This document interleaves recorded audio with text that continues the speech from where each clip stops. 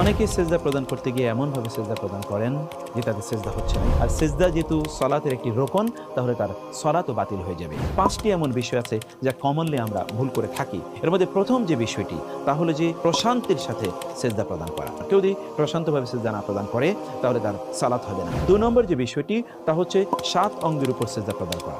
2 হাত, 2 হাঁটু এবং 2 পা, এর সাথে আমাদের নাক এবং কপাল। কেউ যদি এই 7 অঙ্গের এক অঙ্গকে মিস করে তাহলে তার সেজদা হবে না, তার সালাত হবে না। তৃতীয়ত হচ্ছে কোনো একজন ব্যক্তি তিনি যদি সেজদা প্রদান করার সময় তার যদি পায়ের আঙ্গুলগুলো যদি উঠে যায় অথবা পা যদি উঠে যায় তাহলে তার সেজদা হবে না। চতুর্থত হচ্ছে সেজদার সময় যেন কোনো অবস্থায় আমাদের এই যে বাহু অথবা আমাদের উরু অথবা হাত যদি মাটির সাথে একবার লেপ্টে যায় তাহলে আমাদের সেজদা হবে না। পঞ্চমত হচ্ছে ইমামের আগে সেজদা থেকে না ওঠা। মনে রাখতে হবে, ইমামের আগে যদি আপনি সেজদা থেকে উঠে যান, আপনার কপাল যদি উঠে যায় অথবা নাক উঠে যায় অথবা আপনার হাত উঠিয়ে ফেলেছেন, তাহলে আপনার সেজদা হবে না।